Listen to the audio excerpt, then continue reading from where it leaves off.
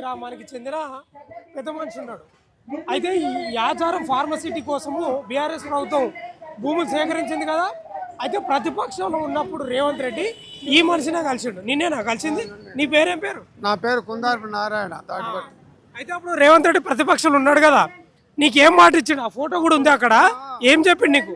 ఇప్పుడు ఏం చెప్పిండంటే పూర్వం గవర్నమెంటు ఈ టీఆర్ఎస్ గవర్నమెంటు మా తాన ముచ్చల్ల ఫార్మసిటీ అని ఇది వైద్యనగరం అని 2014-15లో నాకు యాది లేదు, అక్కడ వైద్యనగరం అని ప్రారంభోత్సవానికి చేసిండు. అప్పుడు ఏమన్నాడంటే 2-3 వేల ఎకరాలు అయితే మస్తు అవుతుంది, అసైన్మెంట్ భూములే తీసుకుంటాం అని చెప్పి టీఆర్ఎస్ గవర్నమెంట్ అని ఉన్నది. ఆ కాలంలో 2000 పోయింది, 6000, 12,000 పోయి 19,333 ఎకరాల భూమి ఫార్మాసిటీకి తీసుకుంటాం అనేది ఎలాన్ చేసి ఇచ్చినా ఇవ్వకుండా గవర్నమెంటు ప్రజల మెజార్టీ అవసరం నిమిత్తము ఇక్కడ వైద్యనగరం కట్టుతున్నాం కాబట్టి మీరు ఇచ్చినా ఇవ్వకుండా అసైన్మెంట్ భూములు తప్పకుండా తీసుకుంటాము. ఇంకా మేము గవర్నమెంట్ దయకూర్చి ఇంకా ఈ నష్టపరిహారము ఎకరాకు సర్టిఫికెట్లు ఉన్న వాళ్ళకు 8 లక్షలు, కాస్తులు ఉన్న వాళ్లకు 7.5 లక్షలు ఇస్తున్నది అంటే చెప్పి అప్పుడు వాళ్ళు ప్రకటించిన ధరలు బయట ఎక్కడ లేవు. అయినా ఇచ్చినా ఇవ్వకుండా గవర్నమెంట్ వాళ్ళు తీసుకుంటారని చెప్పి భయభ్రాంతికి గురయ్యి అందులో సగం రాళ్ళు కోళ్ళు తరువులు కొరుగులు తీసేసి ఆ డబ్బులు ఇచ్చేసే ప్రయత్నం చేసి తీసుకున్నారు ఆ భూములు. ఇప్పుడు 14,000 ఎకరాల భూమిని పూర్వ గవర్నమెంట్ తీసుకొని పెట్టుకున్నది. ఆ సమయంలో అప్పుడు పట్టా భూములు ఇచ్చిన గవర్నమెంట్ తీసుకోదు అంటని చెప్పి ఇదే యాచారం మండలం తహసీల్దార్ చేత మేము అడిగినాము. మీరు పట్టా భూములు ఇచ్చినా మేము గవర్నమెంట్ తీసుకోదు, మీరు ఏమైనా అసైన్మెంట్ భూములే తీసుకుంటుందని నమ్మబలికి ఆ తర్వాత అసైన్మెంట్ భూములని రాపించుకొని తర్వాత పట్టా భూములు కూడా బయట ఊరుకు కిలోమీటర్ అవతల ఉన్న భూములు ఇస్తే తీసుకుంటామని మళ్ళీ ప్రకటన చేశారు. ఆ తర్వాత కిలోమీటర్ పోయింది, ఊరు మొత్తమే పోయింది. పట్టా భూములు ఇచ్చినా ఇవ్వకుండా గవర్నమెంట్ తీసుకుంటుందని ఆ ముందు ఇవి రాపించుకున్న తర్వాత ఈ పట్టా భూములకు ఎగబడ్డారు. ఇదంతా బీఆర్ఎస్ టైంలోనా? కేసీఆర్ టైంలో. అప్పుడు కాంగ్రెస్ ప్రభుత్వం ప్రతిపక్షంలో ఉన్నది కాబట్టి మేమంతా కూడా ఈ ఫార్మాసిటీ మా తాన వస్తే మొత్తం శ్మశానం అవుతుంది. ఇక్కడ ఉన్న కంపెనీల దగ్గర వాళ్ళు గగ్గోలు పెట్టుకొని వద్దంటారు, చదువుతూ ఉన్నారు కాబట్టి ఆ బీమాని మనకు వద్దంట అని చెప్పి 2014-15 నుంచి మేము కొట్లాడుతూనే ఉన్నాం వద్దని. ప్రతిపక్షంలో రేవంత్ రెడ్డి ఉన్నప్పుడు మీ యాచారం ఈ కందూరు కడతాలి కందుకూరు కదా, కందుకూరు కడతాలి ఇవన్నీ తిరిగిండు కదా, సీతక్క, కోదండరెడ్డి, కోమటిరెడ్డి వెంకట. ఏం చెప్పిండ్రు నీ దగ్గర? ఆ ఫోటో కూడా చూసినా.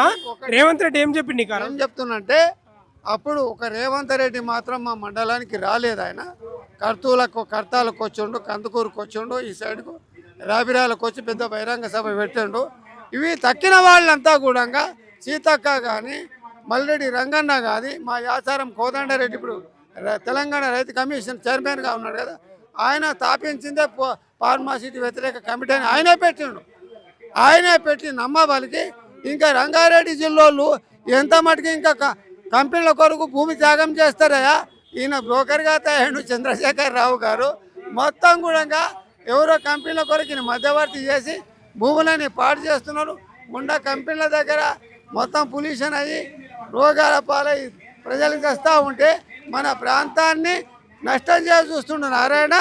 మనం వ్యతిరేకించవలసిన నమ్మబలికిన కోదండరెడ్డి, ఆ సీతక్క కానీ, జీవన్ రెడ్డి కానీ, మల్రెడ్డి రంగారెడ్డి కానీ, ఈయన ఎవరు ఆయన ఎంపీగా ఉన్న వెంకటరెడ్డి కానీ, వీళ్ళు సంపూర్ణంగా ఇప్పుడు ఈ శ్రీధర్ బాబు కూడా ఇదే మైదానంలో శ్రీధర్ బాబు కూడా ఇప్పుడు కంపెనీల మినిస్టర్ ఉన్నాడు కదా కంపెనీలకు, ఆయన కూడా నమ్మబలికి ఈ ప్లస్ చేసి మీ భూములు మా గవర్నమెంట్ వస్తే తప్పకుండా కాపాడుతాము, మీ భూములు ఇచ్చిన భూములు కూడా లేని వాళ్ళకి ఇస్తాము అంటని చెప్పి నమ్మబలికి అధికారంలోకి వచ్చినాక వాళ్ళు ఫార్మసిటీ రద్దు అని చెప్పి ప్రకటన చేశారు. మేము ఎగిరి గంతులు వేసి ఈ కోదండరెడ్డి ఈయన ఎమ్మెల్యే గారికి మన రేవంత్ రెడ్డికి పాలాభిషేకం కూడా చేసిన తర్వాత మెల్లమెల్లగా వాళ్ళు బంద్ చేసిండ్రు. ఏది రిజిస్ట్రేషన్ బంద్ చేసిండ్రు. రైతుల పేర్లు కూడా ఆన్లైన్ కట్ చేసి కంపెనీల పేరు రాస్తారు. ఇక అవి రాసిపోయినారు, అవి తొలగినరయ్యా. దయచేసి ఆ రిజిస్ట్రేషన్ ఓపెన్ చేయండిరయ్యా, మా గవర్నమెంట్ ఇచ్చే పర్మిషన్లు ఇయ్యండిరయ్యా అని పదే 2.5 సంవత్సరాల సంధి మేము తిరుగుతున్నాం. ఎమ్మెల్యే చుట్టూ తిరిగి కాలు మల్రెడ్డి రంగారెడ్డి రెడ్డి రంగన్న ఇక చేసు అగ చేసు ఇక మేము పిలుస్తా, కలెక్టర్ చెప్తా, ఆయన చెప్తా ఒట్టితే ఇప్పుడు పోగొట్టి రాగట్టి తప్ప ఆయనకు మాకు చేసింది ఏమీ లేదు.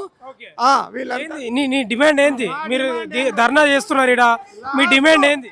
నా డిమాండు ఇప్పుడు 14,000 ఎకరాలు పూర్వ గవర్నమెంట్ తీసుకున్న భూములు ఇక్కడ ఆయన నియోజకవర్గం ఏంది రేవంత్ రెడ్డి కోరంగల్ నియోజకవర్గంలో సొంతం నీ ఊళ్ళలో మీ రైతుల దగ్గర భూములు తీసుకో, ఆ రైతులను మా తాను తోలి. దయచేసి ఆ రైతులను మా తాను తోలిస్తే మేము యథాతథగా అందరం కలిసిమెలిసి బతాం, మా ప్రకృతి కాపాడుకుంటాం. మా అడవులు కూడా దాదాపు 20,000 ఎకరాలు ఉన్నాయి, అది కూడా లాక్కుందామని చూస్తున్నారు. కాబట్టి దయచేసి రేవంత్ రెడ్డి గారు అక్కడ ఉన్న భూములు మీ రైతుల తాను తీసుకో. నీకు ఫార్మసిటీ పూజర్ సిటీ మీద ఇంత మీకు ప్రేమ ఉన్నది కదా, ఇక్కడ భూములు వాళ్ళకి ఇచ్చేసాయి, మేము బతుకుతాం. నువ్వు ఫార్మసిటీ పూజర్ సిటీ అక్కడ కట్టుకొని నీ పేరు పెట్టుకోవయా రేవంత్ రెడ్డి గారు. నీ పేరు పెట్టుకుంటే మన భారతదేశ ఇతిహాస పుటల పైన చిరస్థాయిగా ఆచంద్ర తారకార్కం నీ పేరు నిలుస్తుంది. కాబట్టి దయచేసి మా భూముల దగ్గర రావద్దు. ఇప్పుడు ఉన్న 31 జీవో రద్దు చేయండి, మా తాన ఉన్న భూసేకరణ రద్దు చేయండి, మాకు ఆన్లైన్ లెక్కియండి, రైతులకు కావాల్సిన పనులను ఇవ్వండి. ఇప్పుడు ఇది రిజిస్ట్రేషన్ కొల్ల చేయండి. ఇక్కడ ఒకవేళ అది కాదనుకుంటే ఇక్కడ తీసుకున్న వాళ్ళు ఎవరైనా ఉంటే వాళ్ళు మా ప్రజలకు వ్యవసాయం చేయించి మీరు అన్నం పెట్టండి, పనులు కల్పించండి తప్ప ఫార్మాసిటీ ఆ సిటీ ఇటు అంటే తరివి కొడతాం. ఇది జాగ్రత్త, ఇంతకంటే నేను ఎక్కువ ఏం చెప్పలేను. ఇది నా అభిప్రాయం అని చెప్తున్నా రేవంత్ రెడ్డికి. మీరు తప్పకుండా ఈ వాక్యాలు మంచిగా నూసుపరా అందియండి. గవర్నమెంట్కు వాళ్ళకు గుండెలు జల్లుమంటే చేయవలసిందిగా నేను కోరుతా ఉన్నా. జై అన్నపూర్ణ భూమాతాకి జై, అన్నపూర్ణ భూమాతాకి జై.